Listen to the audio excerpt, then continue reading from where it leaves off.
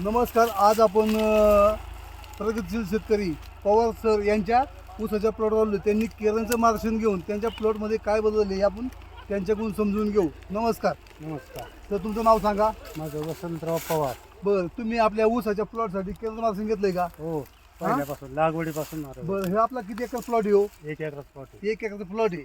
बरं, आता जर आपण ऊसाची तोड तुमची चालू आहे सध्या, तर आता ऊसाचं तुमच्या कसं काय म्हणजे जाडी बिडी कसं काय ऊसाची? गाडी बिडी भरपूर ते आहे. जाऊन पाहिलं तर जाडी भरपूर आहे. हा. बरं, एक ऊस तुमचा किती याला कांड्या घालला हो? 35 कांड्या, 30 कांड्या, 35, 30, 35, 30, 32 कांड्या हा. असं ऊस आहे. तर तुम्ही आम्हाला मोजून दाखवा सर हे ऊस. मोजू बरं.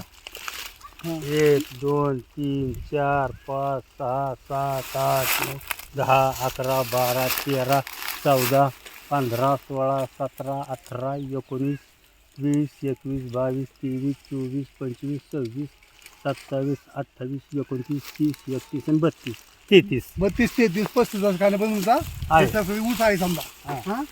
बरं, ह्या ऊसाचं तुम्हाला आवरेज काय भेटत मग इथं?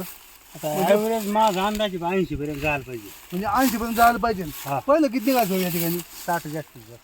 जास्तीत जास्त 60. हा. म्हणजे 20 टन तुमचं उत्पन्न वाढणार आहे. हां, म्हणजे तुम्ही केरळचं मार्गदर्शन घेऊन समाधानी आहे का? अगदी. बरं, आता हे ऊस तुम्ही तोडताय, तुम्हाला ऊसाचं वजन बिजन कसं काय वाटतंय? ऊस एकदम भारी. ऊस एकदम भारी. आता आपण जर पाहिलं खाली तो का इथं ह्यो ऊस आहे. तर ऊस जाडी कसं काय?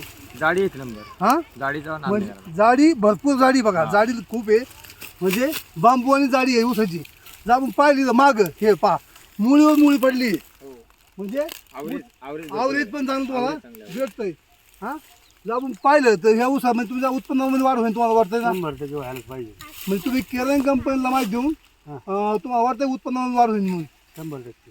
केरळ कंपनीला माहिती दिल्याबद्दल धन्यवाद. नमस्कार.